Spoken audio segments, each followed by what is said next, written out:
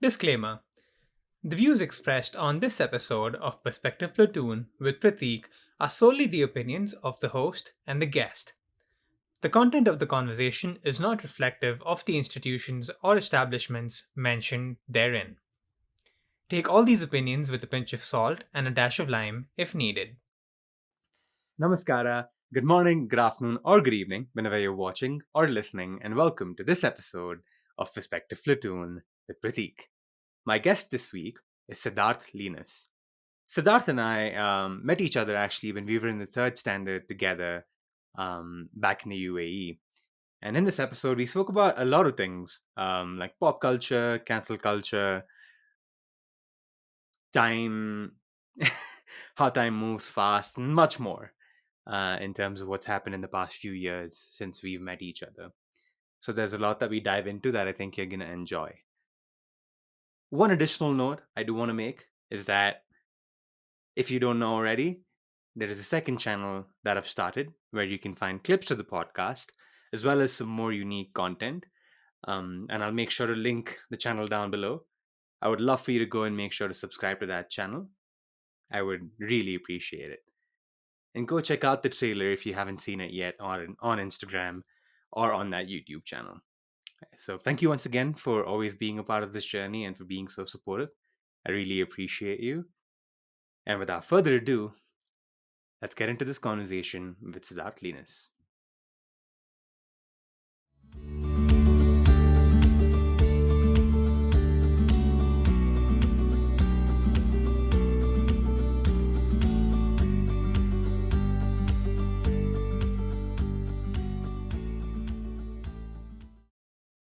Hey Sidharth, how's it going? Hey man, I'm good. How are you? I'm doing good. Before we get started, if you could let everybody know who you are, what you're currently doing, any sort of likes or dislikes in everyday life, future aspirations, whatever you're comfortable sharing. Okay. First of all, hi everyone. My name is Sidharth Leenus. I'm currently living in the UAE. I'm in event marketing. I've been working in this field for about just over 3 years now. And I know Prateek from way back in school, grade three. Actually, he was actually one of my first friends in UAE when I landed here, like way back in 2006 or so. So, and we've been like in touch, like here and there. But yeah, it's like really cool that we get to catch up again after so long. And so yeah, I've been in the marketing field for about 3 years, and what I like is again marketing itself. I love this. I love this subject, and I'm really grateful to be working on it as well. But other than that, I love pop culture in general, like movies and music. I've been a huge fan of it.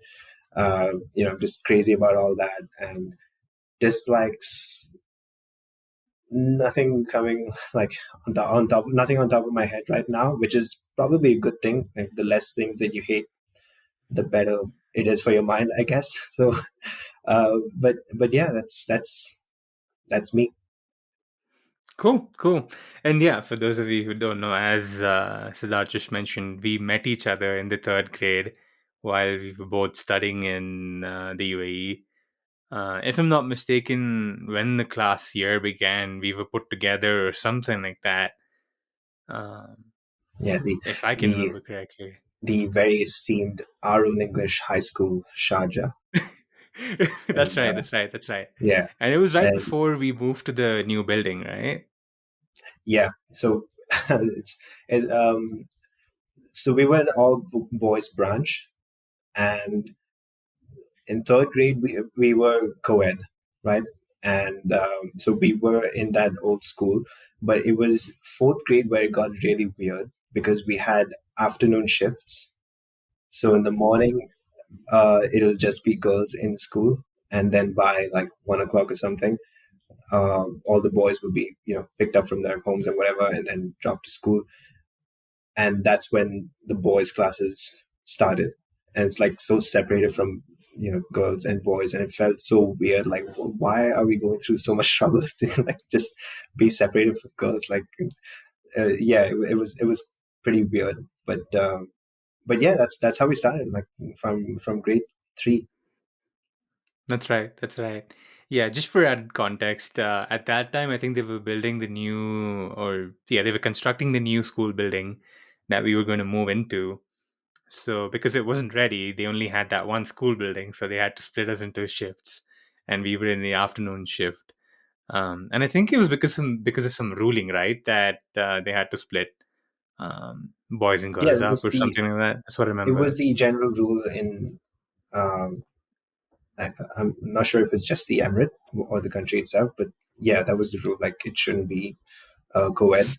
I guess it was like it was fine, Mm, because we had a lot of fun, like whether it's just boys or like boys and girls or whatever. But yeah. that probably helped us concentrate a lot more in school as well. Possibly so. Possibly Yeah, so. Possibly so. But I mean, yeah, we probably spoke about some of this before coming on like the recording live, but any sort of school memories that still linger around your mind to this day? I think a lot of like, I mean, just messing around in school itself was like the core memory of everything, because that's what we used to do. We're kids, we're in school, we just have fun. But I, for me, like initially it was just all about, oh, you got to score marks or you're just all of a sudden not cool, and which did not make any sense at all, because that doesn't really uh, tell you like how you are as a person or anything like that. So back then it was like very competitive in terms of what's your grade in school. That all changed like once we got a little older, like probably around 10th or 11th grade or whatever. Like people started like really chilling, cooling down with the whole, oh, I got to study kind of thing. But yeah, some of my best memories in school were the fact that we were just, screwing around in school a lot. And, whether it's, bunking classes or just finding some extracurricular activities to do. And I didn't do a lot till 10th. Like I was mostly just like in class and like a quiet, shy. I was very, very shy. I still am, but at least I'm, embracing it and accepting it. But back then I was like, really, really shy and awkward. Like I didn't really want to talk to people. That whole phase where you go through, where you like, you just want to be at the back, like in the end, and just like get over school and just go back home because you're just terrified of talking to people or anything like that. So I was one of those kids. But it was after 10th, like around 11th and 12th, when I started seeing new people, like being in a new environment. And like that new environment itself, the kind of people that I was with, they were a lot more, it felt like they were in my level itself. They were like, I wouldn't say necessarily approachable, they were just fun people to be around. And then all of a sudden you start getting interested in school as well, because it's not all that awkward anymore, and you feel like you can finally make some new good fun memories.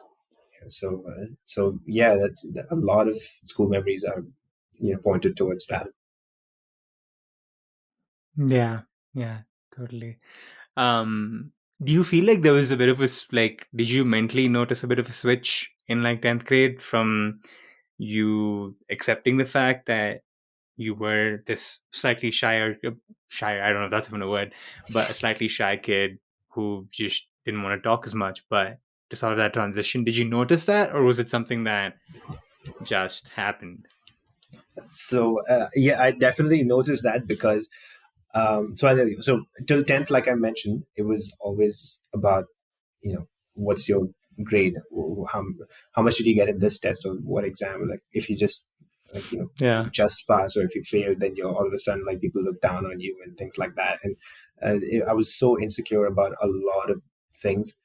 And 11th, because of the new environment, all of a sudden you get an opportunity to like, I mean, no one knows you like when you're in a new environment, like it's still the same school, and you still made some friends like until 10th, which is completely fine, and that's good as well. But when you're in a different class, no one knows you properly, and you have this new opportunity to like introduce yourself or be a different person, because no one's going to notice that, hey, you weren't like this before.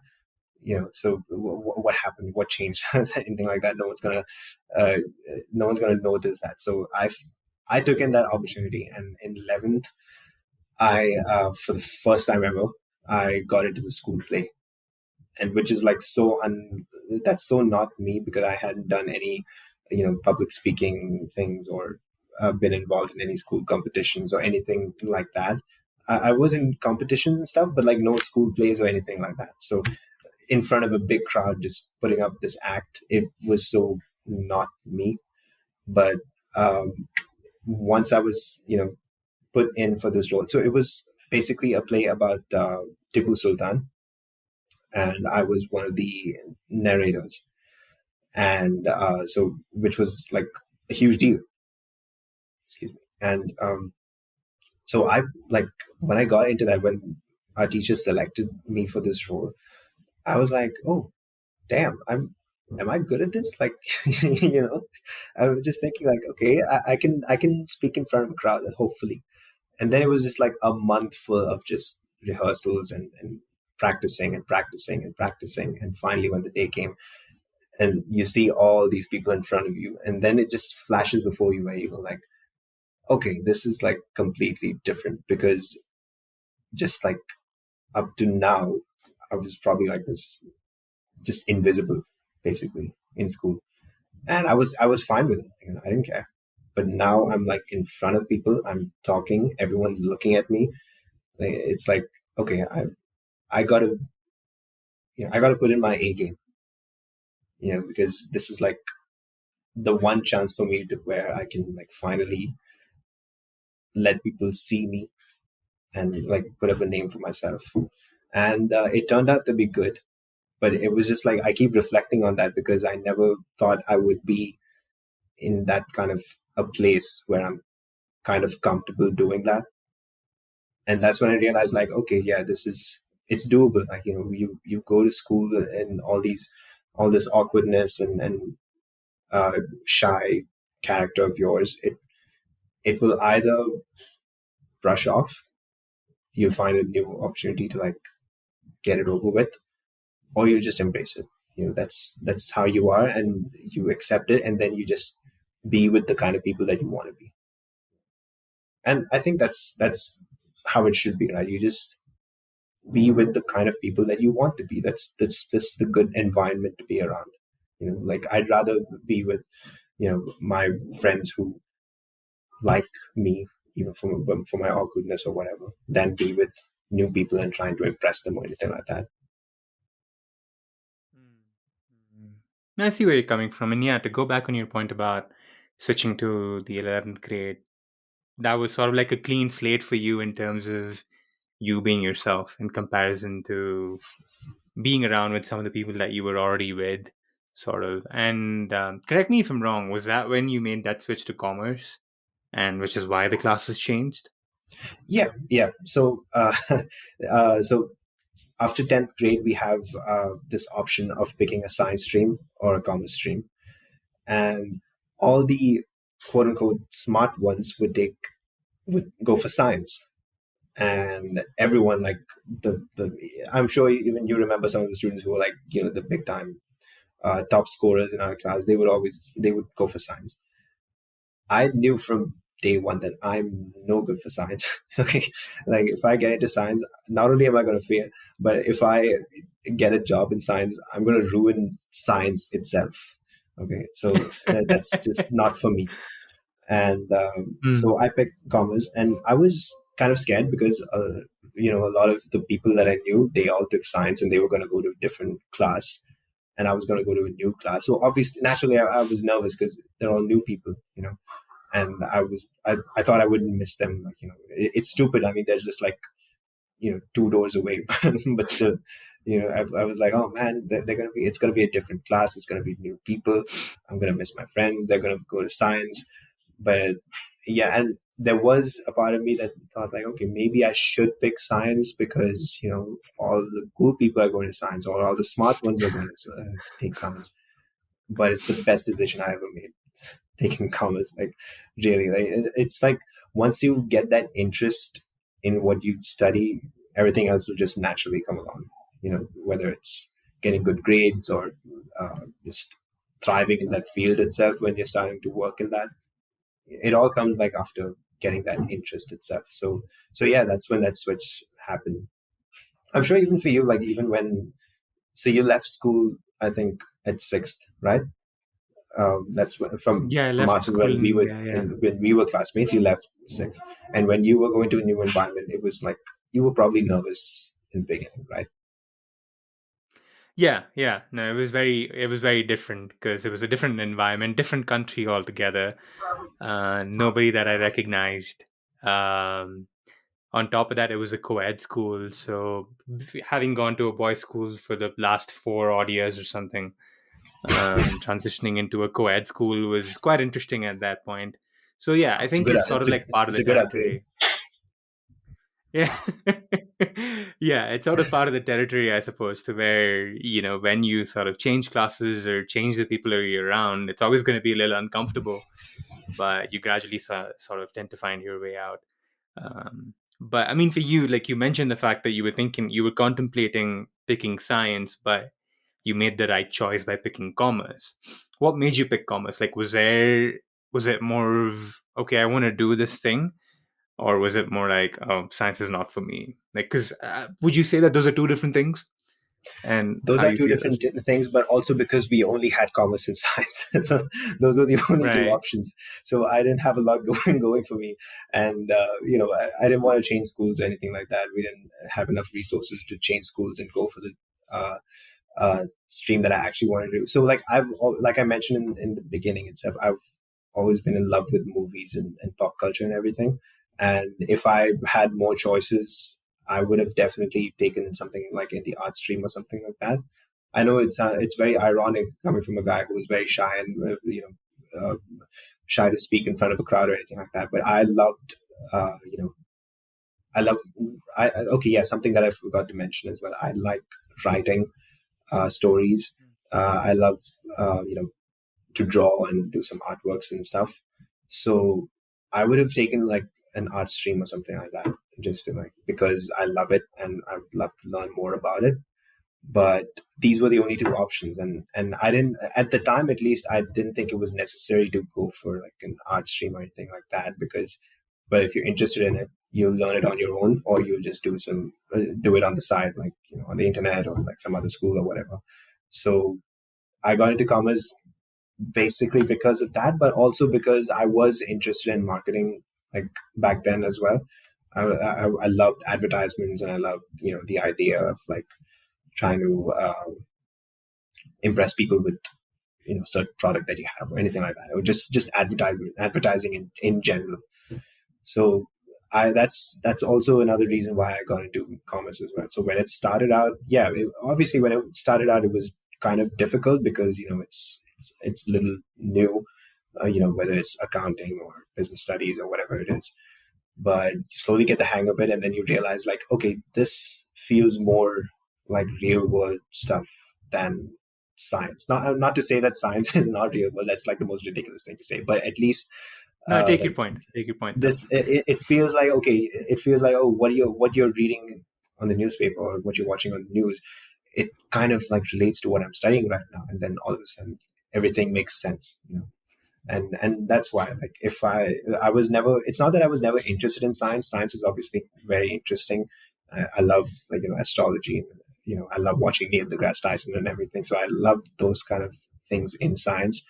But when I start to get into the thick of it, like whether it's like chemistry and formulae and physics and everything, like, it's interesting to learn, but it's just like, it's not me. It's just too it's just like not my field. That's all.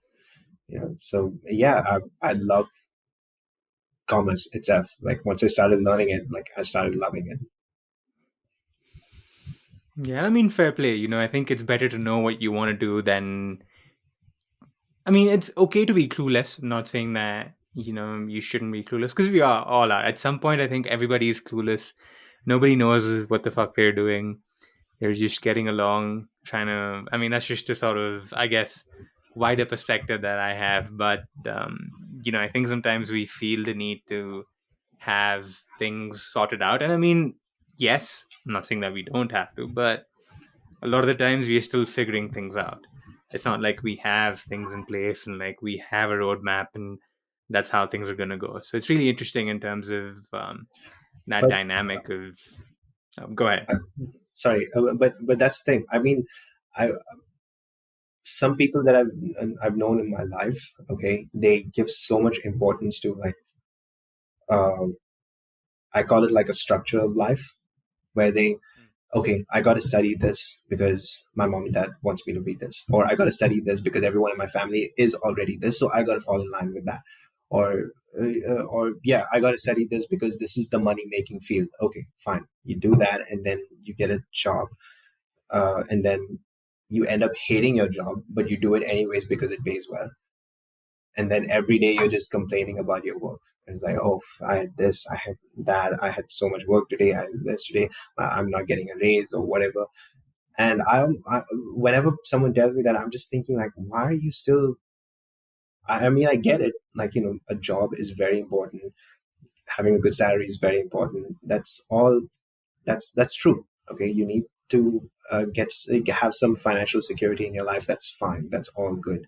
But that's none of that matters if you're not liking what you're doing. I've always that's my way of thinking. I'm always thinking like, okay, if I don't like what I'm doing, I'm not going to thrive in that. You know, like even if I work my ass off in doing something that I don't like and I'm good at it, I'm still not. I don't feel fulfilled. I'm not happy. It's like, okay, I'm good at this job, but I hate my job. So at what cost am I doing all this?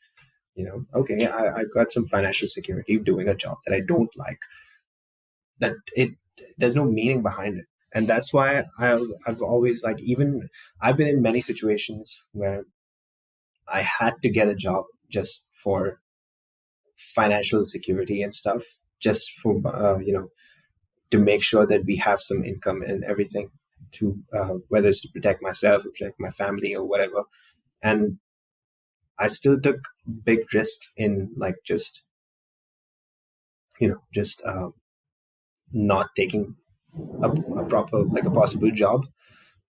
And some of my friends would ask me like, dude, like what the heck, you say you want a job and then you're not taking it when you're getting that chance. And I'm just going like, yeah, because I feel like I'm not going to like it. I don't like the work description. I don't like the work that I would be doing if I take it on. And I just believe like, okay, something good will come along. And that's when, like, these marketing jobs came in, some really good internships. um, and the one I'm doing right now, my job right now, I'm in event marketing, so I was able to work at, so that really uh, you know benefited me, like this mind. I think it benefited me, this mind of this way of thinking, because I ended up doing so many exhibitions and events. I even one of my biggest dreams was to work at ComicCon, and I was able to do that this year. And I was like, wow, I love pop culture, I love movies, and now this, I'm like one step closer to it. I'm actually organizing a Comic Con here in UAE. Like, this is insane. It's a dream come true, and none of that would have happened if I had taken some job that I don't like, just because I had to sort things out in life. That all follows. That all comes naturally. But if you like what you do, you will naturally do everything very, very well, and you will thrive in that. I'm a big believer in that. So yeah, if you want to be, uh, I don't know who said it. I don't know if it's Elon Musk or someone. Someone said it, like, if you like what you do, you'll naturally survive it. Something like that. Some kind of quote. But yeah, I'm probably paraphrasing. But yeah, I'm always a big believer in that. Yeah, I have a similar philosophy to you in that sense of, trying to do the things that you like doing and seeking a level of enjoyment from those things that you like. And I mean, I understand why sometimes in some situations people have to take up certain things. Like you said, like when you had to make sure that you were taking care of yourself and such, and you had to take up certain jobs and so on. So, I think everybody has that, but I think we're lucky in the sense that our parents didn't necessarily have an avenue to do things like this. Like, if I'm interested in podcasting, it's not like a jump my father could have taken or my mom could have taken. But we're lucky in some sense that, we live in the age of the internet. So we're able to sort of do those things and pursue the things that we like on the side, like take some calculated risks if you like, and then gradually find your way out. So, in that sense, I do feel like we're really lucky that um, we can choose what we want to do. Because a comedian said this, I believe it was this Indian American comedian called Hassan Minhaj or something. He was talking about it. Yeah, it was Hassan Minhaj. He was talking about it more from an Indian American perspective, because he grew up here and his parents moved here and such. But yeah, he was basically saying that our parents' generation was like trying to survive, but we as a generation want to thrive in what we're doing. Sort of bouncing off of what you said, right? So I think we're also lucky in some sense to be able to do that because of the age that we're living in. But I'm really curious about the Comic Con thing that you just mentioned, and getting to work. In terms of putting it all together. So, yeah, if you want to explain that and just sort of share some of your highlights of that experience of putting on Comic Con in the UAE. Yeah. First of all, if anyone's watching and was at Comic Con this year, thank you so much for coming. you know, and it was a dream come true. First of all, because the company that I work at, we got a contract to work on Comic Con for another 3 years. We've been working on it for like 5 years, I believe, and we got a contract for another 3 more years. So naturally, I was very much interested in this. And I told my manager, saying, I want to work on this because you know that I love movies, I love pop culture. I can put in some good ideas. Let's like just I work it for free, no problem. I just want to be there. And yeah, we got this work on, and so this year we had pretty much the biggest celebrity lineup in Middle East Film and Comic Con. We had Charlie Cox, Barry Keoghan, who spoiler alert, he's the Joker in the new Batman movie. And we had Michael Rooker, Yondu from Guardians of the Galaxy, Natalie Emmanuel from Game of Thrones, and a bunch of other stars as well, like voice actors like Kevin Conroy. So um, when we started working on this, and when I started working on this, initially I was interested in, oh, okay, I get to see these celebrities, I get to meet them. This will be awesome. This will be cool. Hopefully I get to like pitch in some work ideas, and maybe they'll hire me for something. But none of that happened. But I met them, but I didn't like get into like deep conversations or anything with that because they are superstars and they are being chaperoned everywhere. They cannot go. They couldn't properly attend the con itself. They couldn't walk around because people just start mauling them because it's they're huge.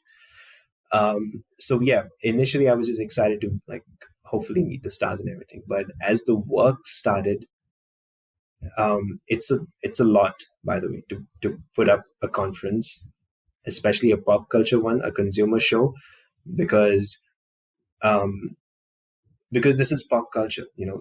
Anything and everything that you do has to be approved, and if there is a slight change in language or some kind of an information leak, okay, that ruins not only the show, it ruins the art that they are trying to promote, like these stars are trying to promote. Like if we had put out saying that Barry Keoghan might be the new Joker or will be the new Joker, it would have ruined the whole movie, because it's supposed to be a big secret. It's a surprise.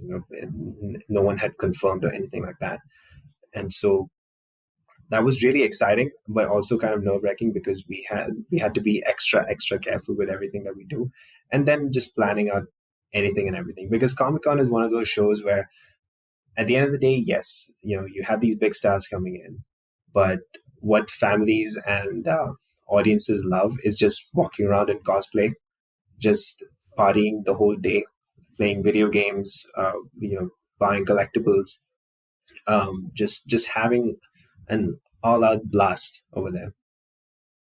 And we started concentrating on that a little bit more because we had the celebrities confirmed and everything. They will come, they will have their panels and interviews and everything. But what more can Comic-Con give?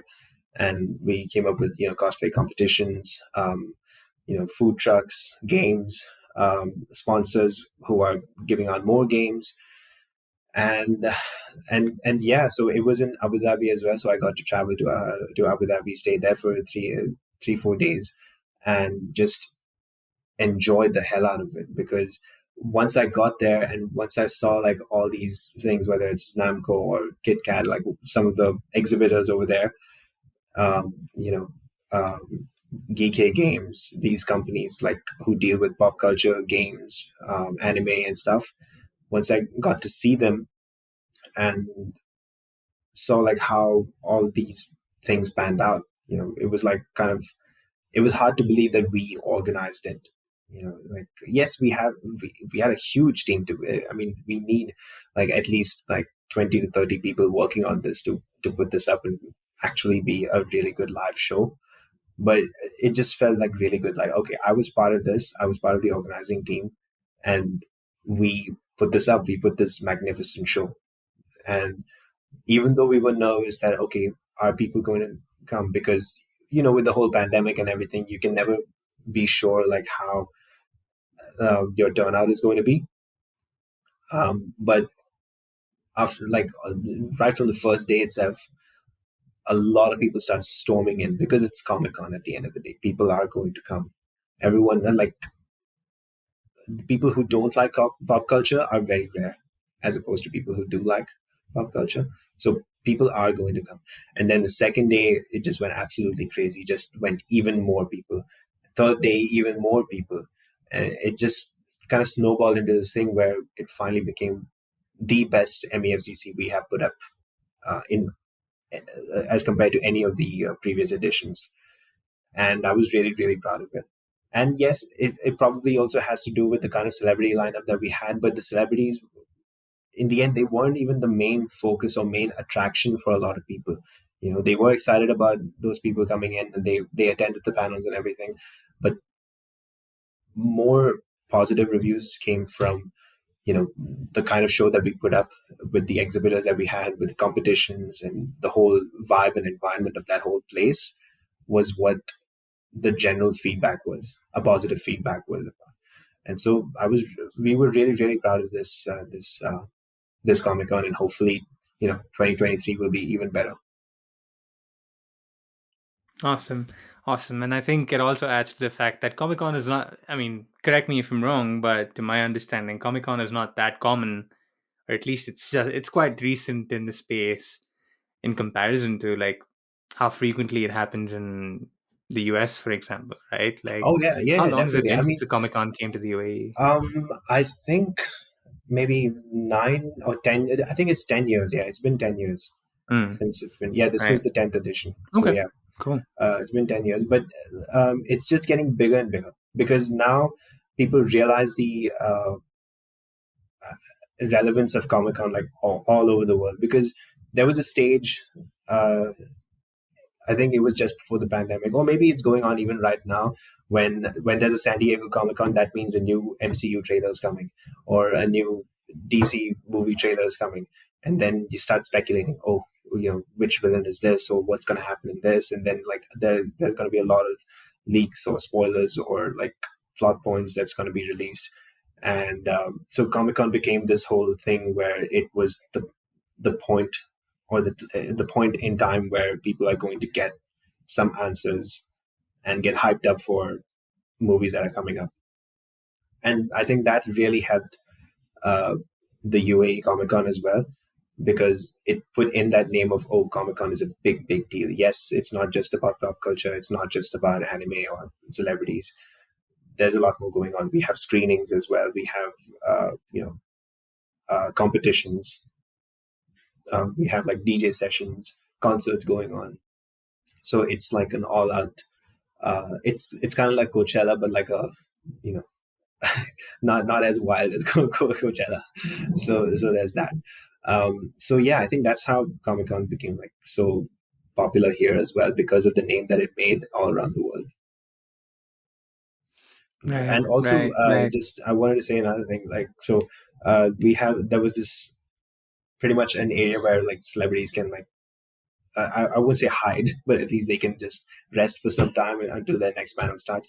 And I was proud to say that I photobombed Charlie Cox and Barry Keoghan's selfie photo that they took, and I was right behind it. And Barry Keoghan had posted that photo on his Twitter account, so I felt like really really happy. I was like, oh wow, I'm on Barry Keoghan's Twitter account, guys. Like he took a selfie with me, even though I'm not like posing for it. I'm just like photobombing him like from behind. I'm just walking around. But yeah, I was like really, really, I felt proud of myself for that.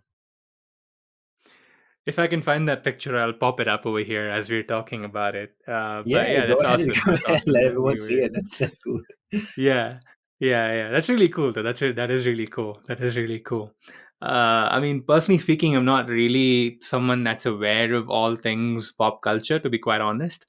So for someone like me, because I feel like pop culture is a lot more than we think it is, or at least that's how I see it. So if you were to break it down for someone like me who's basically unaware of what pop culture is, what is pop culture, and why are you, what about pop culture connects you to it so much?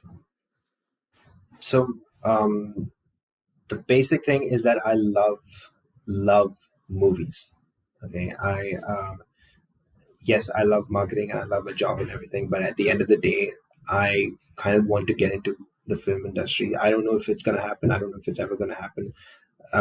But like, if there is a chance and if there's an opportunity, I would get into that. So I love movies because it's it's an escapism from real life. Like, you just want to like take your mind off of shit, so you just watch some movies. And I don't mean like, superhero movies or anything like that. And that's, pop culture is not just about superhero movies, it's also just film in general. That is also pop culture. And I'm not a big fan of, I mean, I do watch these superhero films and stuff, but it's not my, I'm not a big fan of it. I love like good films, like whether you talk about like Shawshank Redemption or Fight Club, or just just movies that have, or Godfather, anything like that. I love like classic movies. I love movies that make sense and that's something that you can relate to, whether like whether you can relate to your life or you feel like, okay, this is like, I'm not even thinking about my own life. I want to be in this world. Like, imagine the ability to create a whole world for yourself. It's just beautiful. Like, you get to write a story about it. You get to create your own characters that people can relate to, that you as a writer can relate to, and you hope that others around the world can also relate to. And then you create this whole world, and then people get to see it, and take their mind off of their own lives for an hour or two. So that's why I love movies, and movies are part of pop culture. So pop culture is basically popular culture. It's just a lot of people love things revolving around pop culture. And it's, of course, it's not just movies. There's, music, cartoons, anime, and people have their own likes within pop culture itself. So I choose movies and music. I love music as well. I'm not a big fan of the modern music. I love the I'm an old soul. Okay, so I love old movies and old songs and everything. So whether it's the Beatles or Queen or whatever, and I listen to them. So it's not necessary that you have to be involved, or you have to be aware of pop culture or anything like that, because everyone, like, and even like, I doubt there's anyone who would say, oh, I hate movies, because there's always that one movie that someone would like because it relates to them, or it reminds them of something in their life, or it reminds them of something that they want in their life. They watch some feel good film and they feel like, okay, I want this kind of life, man. Or they're inspired by something that a character does in the movie. So there's always that one movie that will inspire someone. So whether you're aware of pop culture or into pop culture or not, it doesn't really matter, because at the end of the day, you will like something that's within that whole bubble of pop culture and stuff. Gotcha. Yeah, totally. Totally. Like movies and music and all those things are probably like subsets of pop culture in some sense. One could say. Yeah, totally. And yeah, I do echo the point that you just mentioned, about everybody having at least that one favorite movie that they go back to or something. Because What would be I yours? personally, uh, so dumb, but it's is it 2004 or 2003 Shah Rukh Khan movie? Main Om Hoon Na. Shanti Om. That's not. Mehuna. Oh, No, Main nice. Hoon Na. Okay, good. Yeah, Main Hoon Na. Yeah, That's my movie. I'll probably watch. I've probably watched it. 100 is probably an exaggeration, but I've watched it quite a few times. And it's on that's good, Netflix man. over here, so I go back and watch it quite a bit. Yeah, yeah. So that's the thing. Like So you've watched it countless times, right? Because you love that movie, and that's enough, Because somehow you just like, and it's probably because you watched it when you were a kid, right? Like 2005. It's your childhood movie, and you love it. You can't resist childhood movies. Like I still watch it. I still watch Home Alone and stuff. I'm like, yeah, I'm 25. So what? I'm gonna watch it.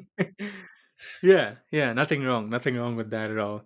Yeah. Nothing wrong with that at all. But yeah, you mentioned that you're an old soul and you like old-fashioned stuff, be it your taste in music or movies. A lot of the times, I tend to hear this argument that modern stuff has gone. I don't want to say has gone bad, but what is it about the modern stuff that doesn't necessarily connect with you personally? Like, I'm just curious, like how you look at that in comparison to some of the older stuff. It's funny because people make a lot of arguments about modern music and traditional music, and they say like, oh, modern music is like trying to be very racy, or like it's about woke culture or women empowerment, this and that. I don't have a problem with the kind of content that people put out in terms of their music. I just don't like the way it sounds. That's all. And that's all it is. It just doesn't feel like. I'm not saying all modern music is bad. Of course not. I mean, there are some good ones like Shawn Mendes or Ed Sheeran or, I mean, they're the ones who are at the top of my head right now. But yeah, there are some good songs and good artists going around. Definitely, you know. But it also depends on the kind of music that you like as well. Some people like rap music. Some people like R&B. Some people like what is that, EDM and stuff. So it's their own preference, and that's fine. That's completely fine. But when people start comparing to like old music, you can't really compare to old music because back then we didn't have we as if I was back then, but back then the world didn't have EDM music or DJs in general, or like even rap came around like I think 1980 or something like that. It started with what is it, MC Hammer. I think MC Hammer was like the first rapper, like popular rapper or something like that. But yeah, that's when rap started. So even before that, there was music. But so every decade or so, music is changing, and it doesn't necessarily have to be compared. It's just that you prefer one over the other. But there's just like sometimes there are these songs where it's just not in good tune. It just doesn't sound good. Like it feels like an annoyance. And that's all. It's not music to me. Like, okay, you like that song, cool, man. That's good on you. You like something that makes you happy. That's fine, man. That's your preference. It's just not mine. But when you try to convince people that no, this is good or this is better than the other, that's when it goes like, man, it's just my preference. That's all. And I love old music because um, I credit this to my dad and my cousins as well, because they used to listen to like in 90s music and 80s music and stuff, and even like way before their childhood, like songs from way before their childhood, they used to listen to that. So I just got used to that kind of music and I started loving it. And one thing I can say is like I'm yet to find modern music where there's so much deep meaning behind the lyrics, or where there's so much like if I take, for example, if I take Pink Floyd, okay, the band, um, you look at some of their songs, feels like an experience. It's like not necessarily a theatrical experience. It feels like an experience in your head itself when you listen to their music. They take their time. They have like I think like a 15 to 20 minute song as well. They take their time with their music. They're very patient with it. And when I was a kid, my dad's a big fan of Pink Floyd, and I used to be like, who wants to listen to a 15-minute song? Like, it's just so slow or this and that. But once, it's only when you grow up and you've had that life experiences, and then finally you're just sitting down and you just want to listen to some music, and you sit down and listen to their music. I'm just giving them as an example, but like you just take your time, patiently listen to every note, every lyric, every guitar solo or whatever, and it sounds like a story. It's within itself, and it's like a whole experience of music. And I'm yet to still find that in modern music, because I feel like modern music, everyone's rushing. They just want to put out new music, and they just want to make sure that they sound good. Not necessarily they have meaning behind it. They just want to sound good. Yeah, sure. There are some songs where they want to write a story about themselves, or write a story about their life experiences, like a breakup song or whatever it is. But it doesn't feel like music. It just feels like you're blasting information in a very entertaining way. That that's all, you know, and that's what I feel is different from modern and traditional music. Not necessarily one better than the other. It's just different. That's all. And I just prefer to listen to old music rather than new music. I do listen to new music. It's not like, oh, this guy, he sucks. He's only made, stupid songs before. I'm not going to listen to it. I give it a try. If I like it, I like it. I'll listen to it again. If I don't, okay, cool. That's fine. Someone else will like it. No problem. I'll just go on my merry ways and listen to more, Queen or Beatles or Bon Jovi songs, and that's it. Yeah, that's the thing, right? I mean, totally. Like, you can like what you like, and that's totally fine. You don't need to try and convince somebody else to like modern music or like traditional music. It's just a preference. And hey, if you're happy with what you're listening to, so be it. Like, I mean, yeah, personally, like this sort of, I do echo some of the other things he said as well, in terms of how some of the music that you heard through what your parents or what your father and your cousins heard, they sort of stick with you as you grow. So that's, I don't listen to as many. My dad loved listening to ghazals, or loves listening to ghazals, I should say. So sometimes there's days when I'm like, oh, I should play a ghazal. Like, probably 15 years back, I was like, what is this shit? Like, why am I listening to a ghazal, But then now I'm like, oh, let me pop up some Jagjit Singh on YouTube. So it's fascinating how our childhoods also have a role to play in that. It's I when we feel grow like more from smarter a we realize, subconscious okay, sense. this is better music, probably. Probably that too, but also subconsciously, I think we gravitate towards that because maybe that's what we grew up with. I mean, I'm no psychologist. I'm just sort of suggesting that to be a possibility. Um, because that's what it's because we like the things that we grew up with in some sense, I feel. So nostalgia in some sense, I guess. It's definitely Uh, nostalgia, but and it's that's also just fun. because we connect our childhood to that, right? It's just like, Right. oh, I used to listen to this, I used to watch this movie or listen to this song like 1,000 times, and then a few years went by, I forgot about it, and then you find it again, and then like, oh shit, here it is again. Oh, it's taking me back to the good old days, and then you connect with it. That's like the biggest connection you have with that piece of art. Totally, totally, totally, totally. This might be a bit of a left field question, but I'm just curious, just based off of the things that you said so far. Are you like a spiritual person, or do you like sort of hold certain principles of spirituality as important? Or I'm just curious.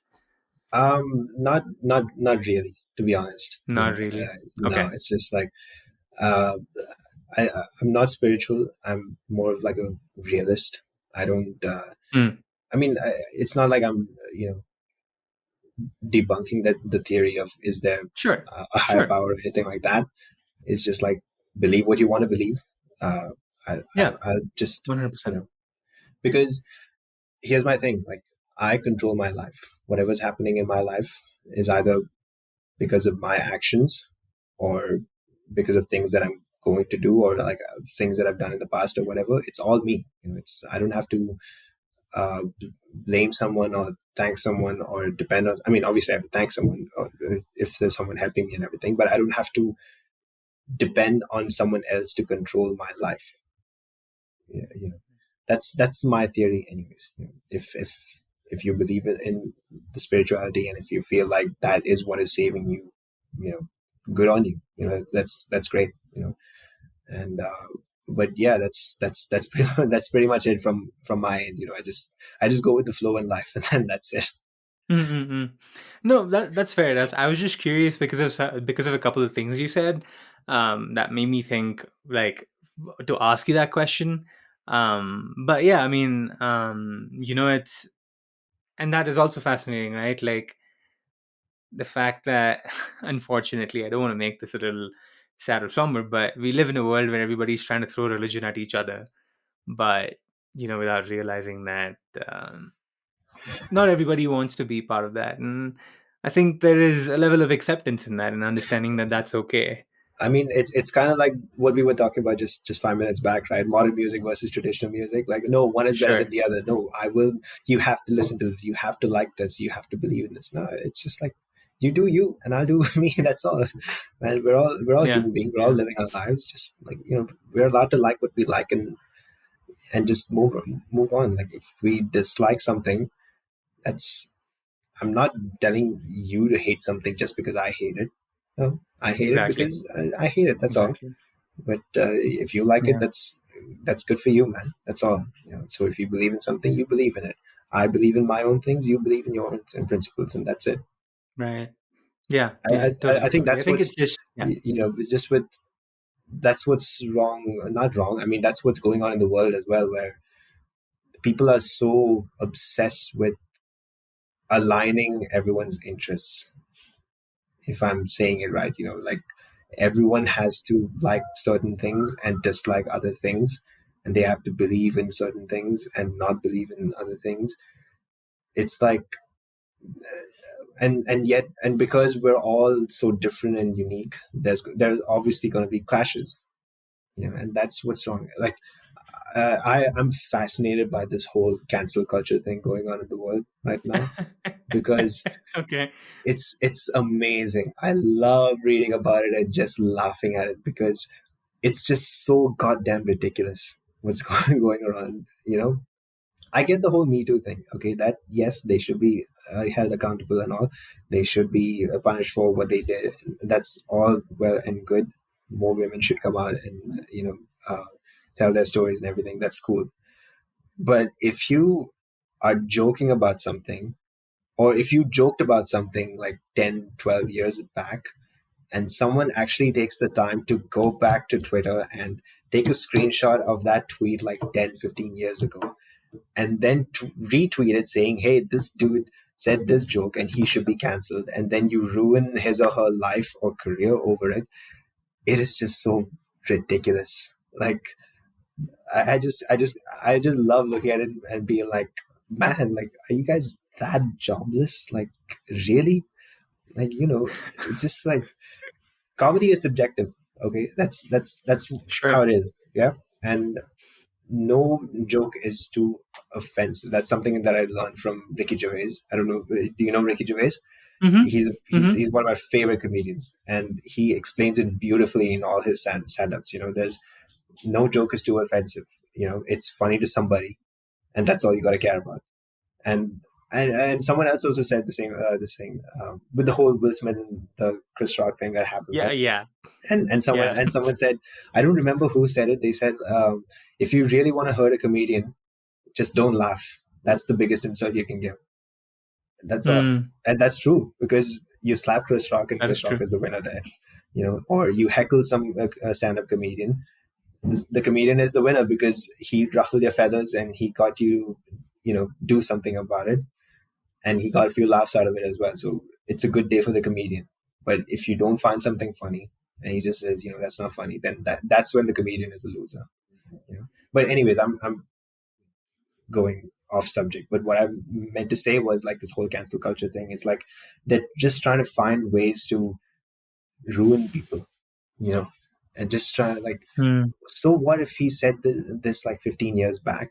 Okay, whether it's offensive or not, that's a different question.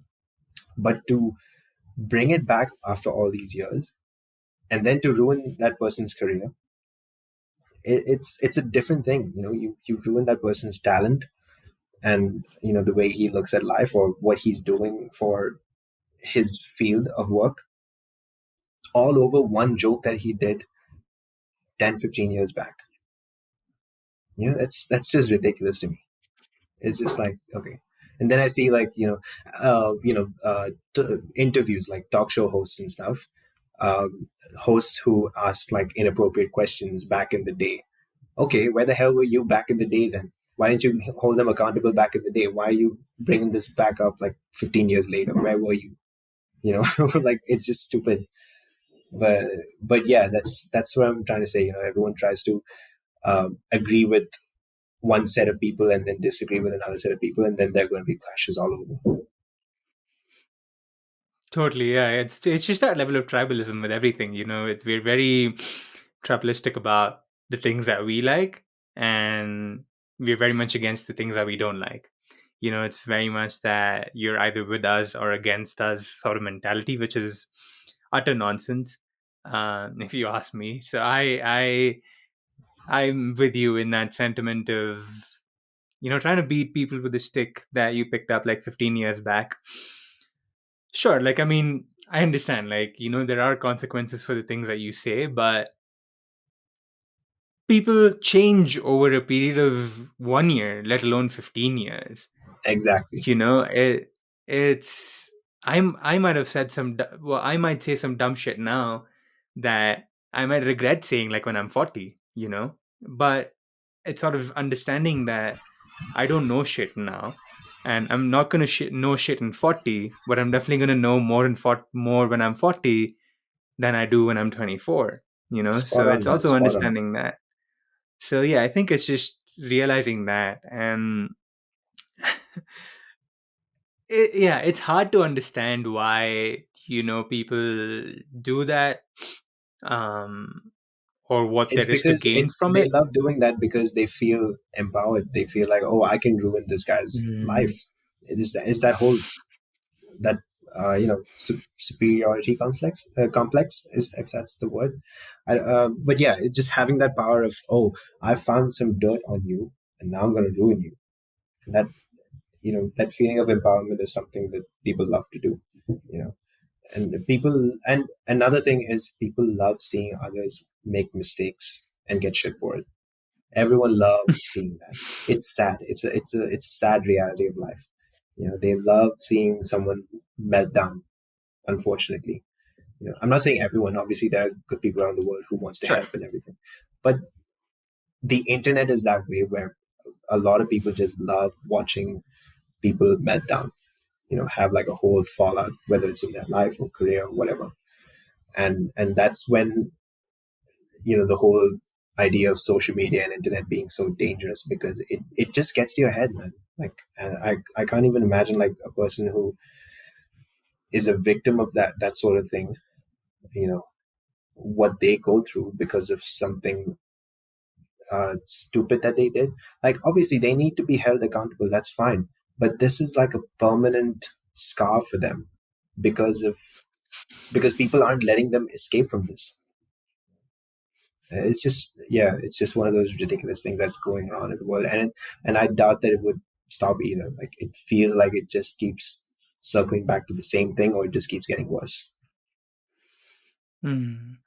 No, I see your point totally, and now that you do mention that, I do agree. It's sort of like with with the advent of social media, everybody's sitting in their, I don't know, basement or in their couch or on their bed, has the ability to share their opinion, and they have the ability to affect change, so to speak, or at least that's how it's seen. So somebody starts a thread about some actor who's been a dick to everybody on movie sets for the past 20 years, and then you have more people piling on and piling on and piling on, and there you go. That's, you've affected change, so to speak, or at least that's how people see it. This is what I'm trying to say. So and then yeah, but people I just mean, I'm take it over from there, and people just take it over from there because right.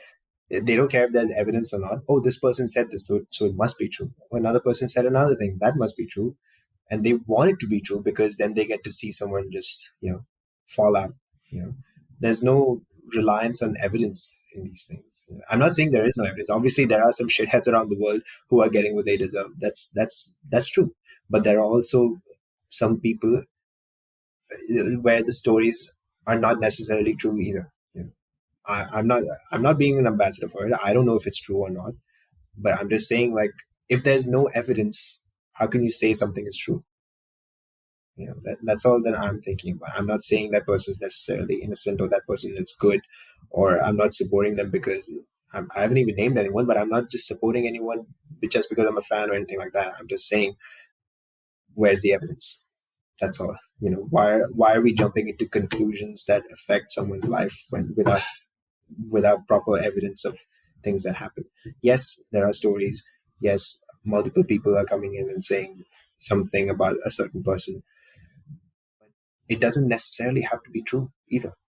Even the person, like, if someone's getting shit from like 100 people, and from those 100, maybe 45 of them are true. Okay, and that person might still be a shithead. He might just be deserving of what's coming, but the rest of them, they're just coming because, oh, I want to be a part of this. I like seeing. I feel like I want to put it in my story.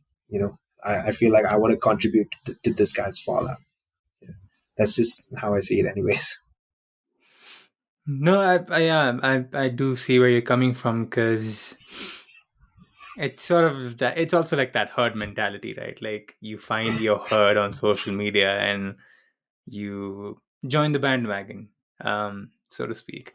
But I personally, in most cases, I'm a believer of second chances. Give people a second chance. If there is a track record of them being better human beings now than they were 20 years back or 25 years back, I'd rather go off of the now than go off of the past. But that's just my opinion.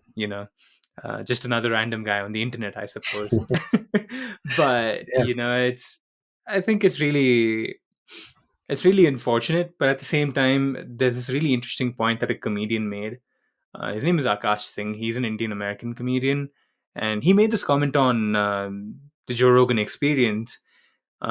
He was saying that this is more of an overcorrection. People trying to overcorrect, Yeah. and in some sense, people are. I don't know if this is an actual word or a phrase, but now I'm just paraphrasing and adding my own thoughts into that statement that he made.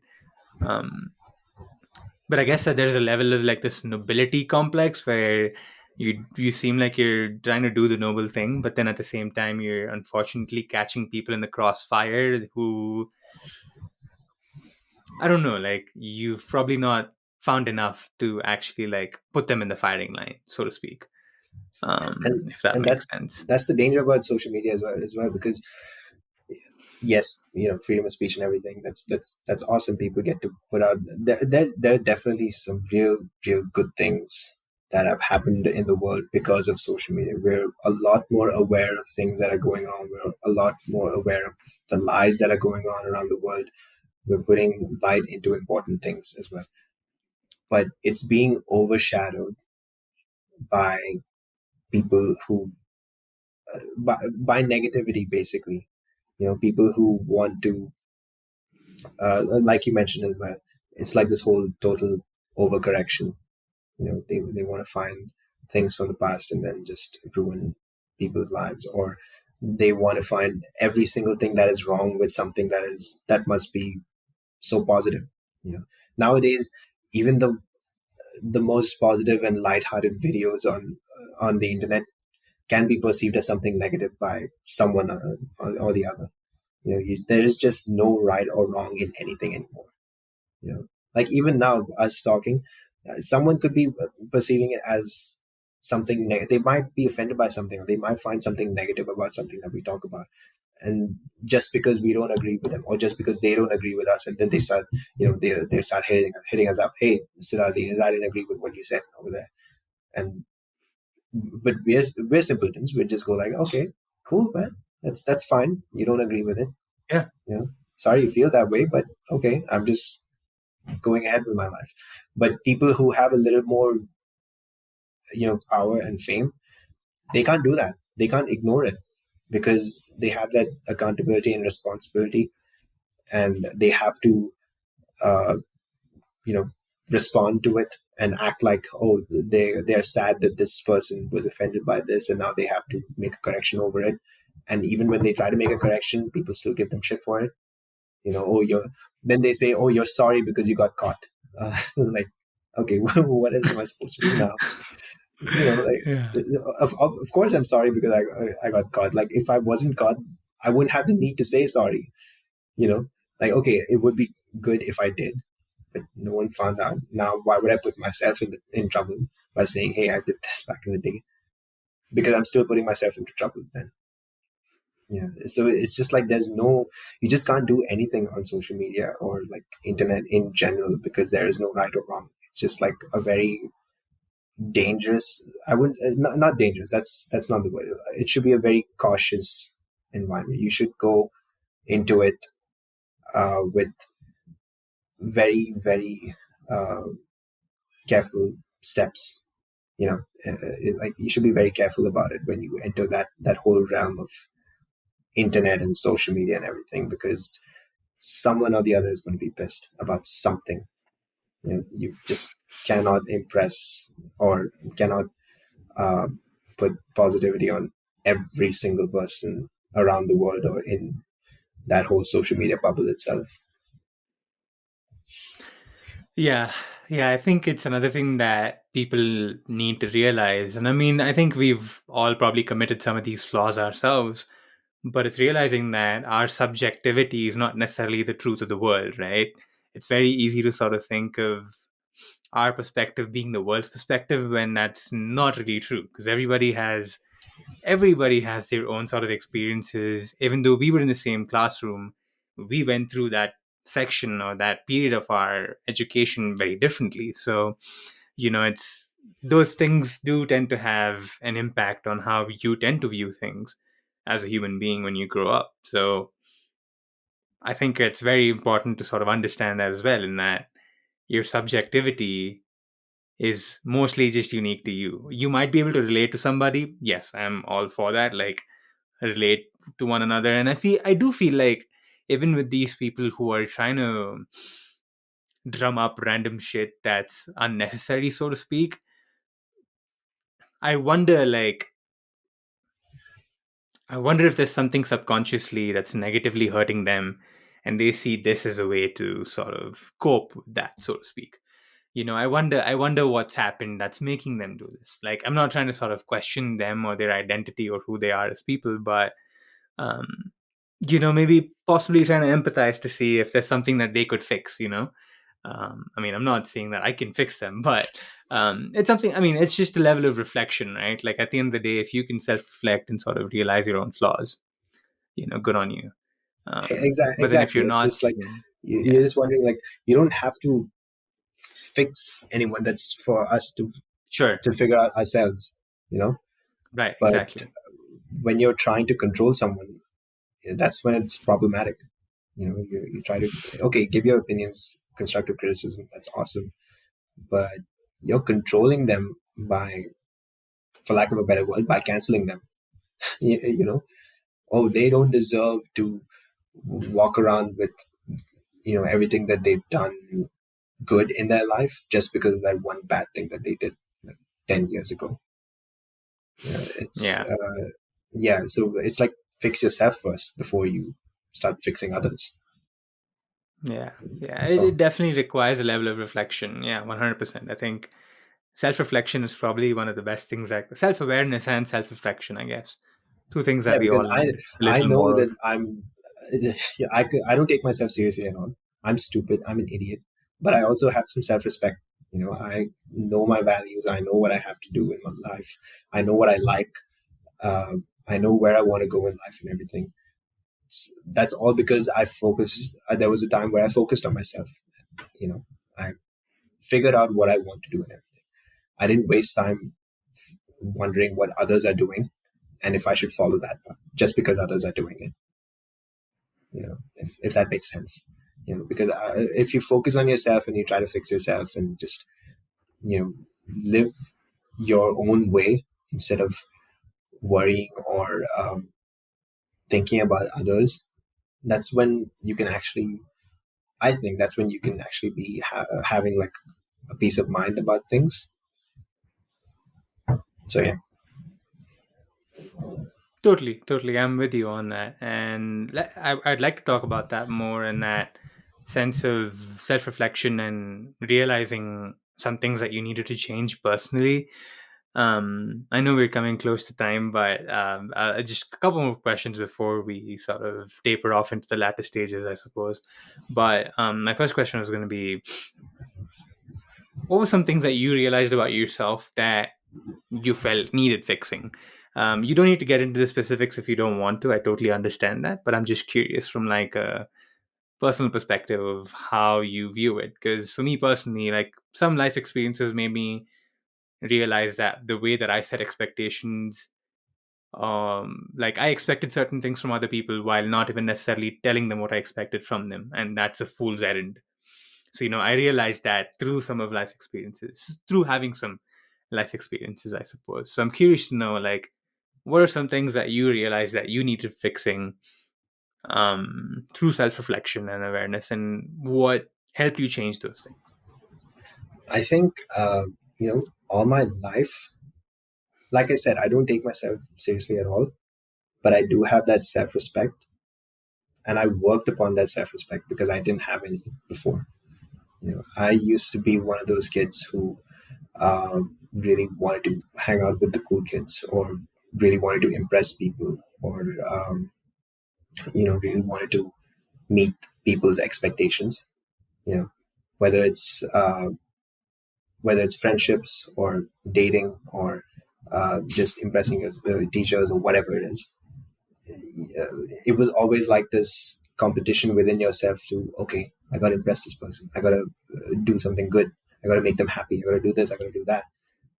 When they don't do shit for you, you know, it's like you mentioned, you had certain expectations that no one met without even asking them or telling them about what you expect, and that's fine. But also, it's like you expected this from someone, and but that didn't happen. Okay, fine. And even if you didn't tell them that that's what you expect, it's still fine. But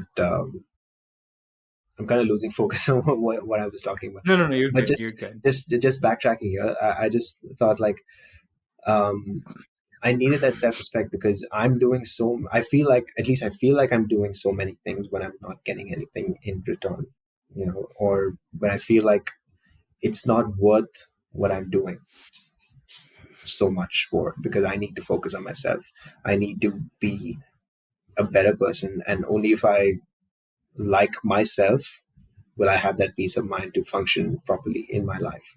You know? And that's when I started like really giving importance to myself and having that self-respect itself, because self-respect is very, very important. If you feel like you're being screwed over by someone or some people or whatever, and you just keep on giving them and giving them and giving them without getting anything back in return, you don't have I'm not saying that I need to get back I need to get something back for everything that I give, but at least what I give should be worth it, you know Mm. and that's when self-respect comes in, and that's when I started focusing on myself and just being like, you know what, just screw it. I'm just going to live my life. I'm not going to care about a lot of things. I'm just going to care about the important things in my life, whether it's my family, whether it's myself, my work, my education, my life itself. That's when people will come and go all the time, you know but your life is under your control, and you have to take control of it. And so yeah, that's something that I really worked on and tried to fix. And fingers crossed, hopefully it's working. No, I'm with you on that, man. Totally. Like, we have no control over what someone else chooses to do.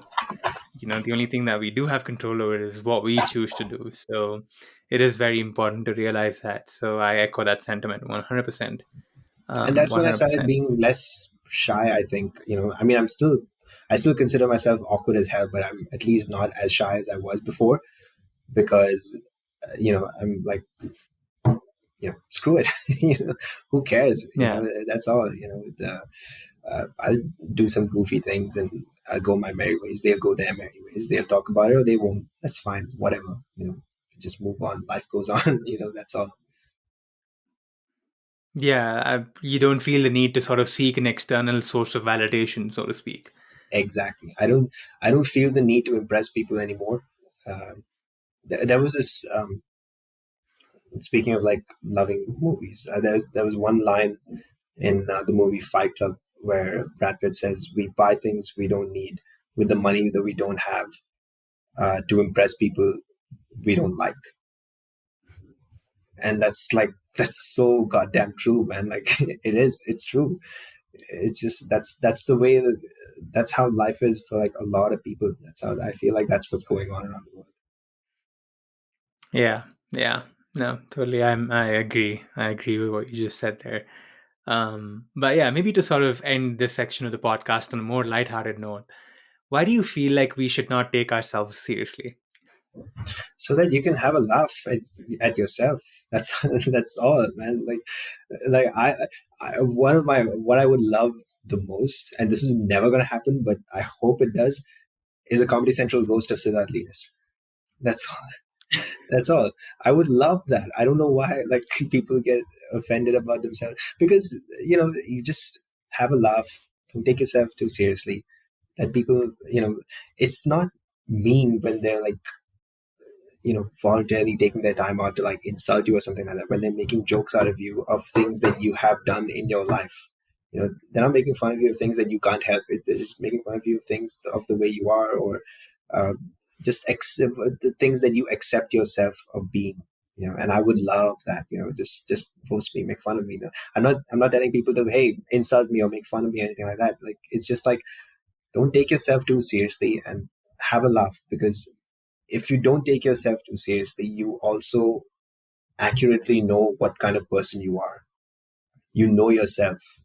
you know like I said earlier, I know I'm an idiot, I know I'm stupid, but I also know that I have self-respect. I also know that there are certain areas in the world, like certain subject areas in the world, that I am aware of, that I'm well educated in, and I can talk about it and I can make a change out of it, because I'm sure of myself. I know that these things I do know. But there are other things that I don't know, and I'd like to learn about them. And the fact that I know that I don't know them is a big deal as well.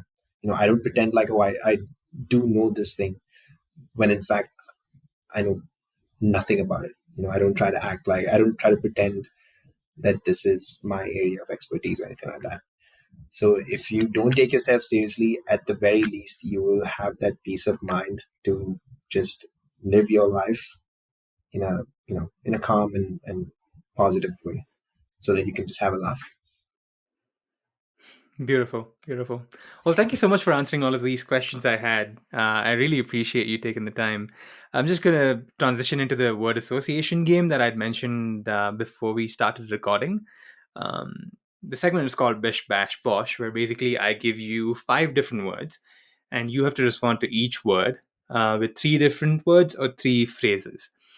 Like, for example, if the word is music, what are the 2 things that sort of 3 things, excuse me, that call out to you when you hear the word music, so to speak? It could be a phrase or it could be a word, but it's Or basically could it be three names as options. well?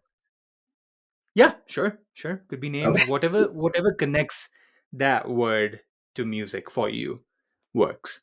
Okay. So that's the gist of it. But for those of you who are new around here, just to sort of explain what happens on this round, I tend to give all guests the same 5 words just to see how everybody responds to them similarly or differently. sort of curious by that in terms of how people's own predispositions tend to influence the way they answer these questions, or I should have or respond to these words, I should say. I should have watched your whole Um, podcast, previous podcast. Then no, it's all full good. disclosure, I have watched it, but I didn't watch the whole thing, like whole 2 hours of your each of your podcasts. So I should have. I should Yeah, have. yeah. If you had told me that it would be the same words, then I would have watched it. Nah, it's all good. It's all good though. Hey, it's gonna probably give out a more unique response, Probably, yeah. and that's what we're after. So awesome. In that case, we're gonna go into the first word for this segment, and that is differences. What are the three things that call out to you when you hear the word differences? Differences. Um, Unique is one. Yeah, and I don't know why, but for some reason, taste is coming. Okay. We have different tastes. Maybe that's why it's Yeah. coming up. Yeah, and unique because everyone's unique and everyone's different. And Sure. last one for differences would be. It's funny when you're trying to think of words don't come up. Yeah. No, I feel that. Yeah, Definitely. but yeah, I Definitely. guess I just have like these two words coming up for me. If Okay. that's all right. So that's it. Yeah, that's totally fine. That's totally fine. The second word for this segment is nuance. Ooh, that's good. That's good. I feel like uh, people have their own perspectives about certain nuances. So again, unique is also coming up for me because that's one thing. Perspective is another. Um, this is not fair. I'm getting differences also in my head. That's okay. That's okay. That's true. Hey, Yeah, it yeah. works. It works. It works. Yeah. Yeah, it works. Yeah. The third word is learning. Learning, well, of course, education comes up. Okay. And something I mentioned before, I love astrology and stuff. So I love learning about astrology. I'm a huge fan of Neil deGrasse Tyson and uh, the whole uh, subject about astrology.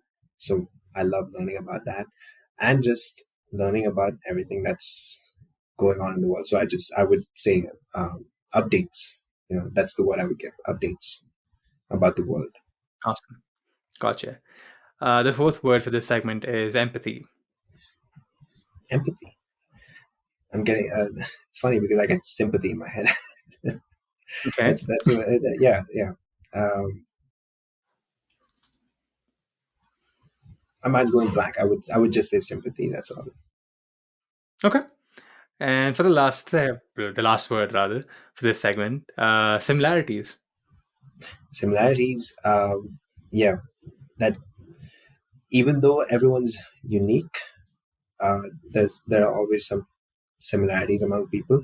So I would say when there are similarities, I would say that people can relate to the similarities as well. Like, okay, if you and I like a certain movie, let's say Home Alone, and you can relate to what Kevin McAllister is going through when he's scared about thieves coming in.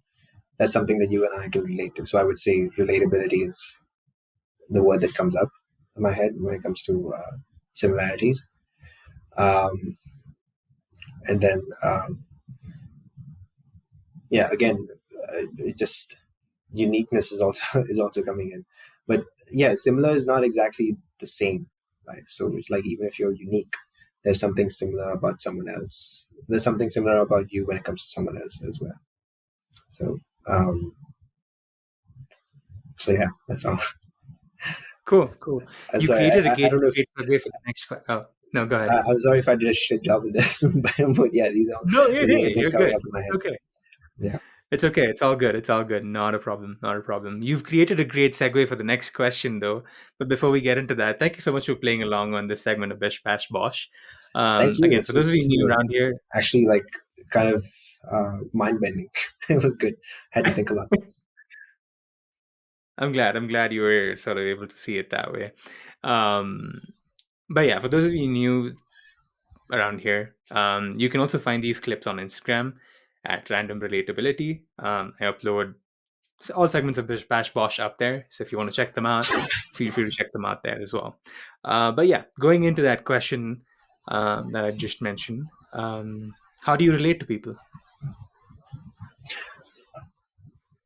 How do I relate to people? I don't try to, for the most part. I just, like I said throughout this podcast, I just try to go on my merry ways. Um, I'm definitely approachable. I try to be approachable at least, even though I'm the one who is awkward or a little shy or anything. Um, I relate to people in the sense that everyone's trying to survive. They're just trying to live their lives Mhm. in their own ways. Because we're all doing things to survive. Basically, we go to we get a job and we go to work just so we can make money so that we can buy food. That's the basic summary of life. And why do we buy food? So that we can eat food and we can survive. We can live longer, and that's it. And everything else that comes along with it, you know, peace of mind, relationships, friendships, um, passions, that all comes. Those are like accompanying subjects. So I do relate to people in terms of trying to survive and just living life to make sure that they are at least not you know not living a hard life. That everyone's working hard, even though they think they're not. Even though people say that they don't care about life or they don't care about certain things, people still go ahead with trying to uh, move forward in life, and I understand that. I want to be that way. I am that way, and I want to keep being that way as well. I want to keep working hard. I want to keep doing things that I like, and I just want to be happy. I just want to make sure that I'm happy at least, because I don't want to waste time just worrying about a lot of things. Even though there are lots and lots of things, like everyone else, there are lots of things that I worry about as well. You know, you worry about things. Your viewers worry about things. There's always something to worry about. But if you're wasting time doing just that, then you can't move forward in life. So I do relate to people in that sense. Gotcha. Gotcha. Awesome. Totally. I think it's very foundational in some sense because as humans, we're all seeking to survive and be happy and have something in our stomach by the time that we go to bed. So that's a beautiful sort of sentiment to share there. But yeah, I mean, the last question is not really a question, I suppose, but more of a request. But if you have any parting thoughts or anything you want to plug, whatever it may be, feel free to share. You know what? I'm glad you said this. So okay, for anyone who's watching, like any of Prateek's viewers, okay, if you have any uh, access to Hollywood, I would love to meet Emma Stone because I'm a huge fan of Emma Stone. I don't know if you guys can see this. I have a whole poster of hers.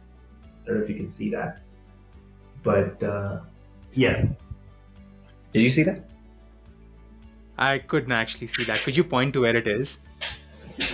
And for those of you who are just listening to this on Apple Podcasts or Spotify, yeah, okay, I see it now. Yeah. Siddharth is just showing us this wall where there's a poster of Emma Stone Yeah, at the and I top got right like corner. a few artworks as well that I've done. But yeah, I would love to meet Emma Stone. And if you guys have any, access to the Hollywood gates, hit Prateek up, and then Prateek will hit me up, and then I'll fly to Sure.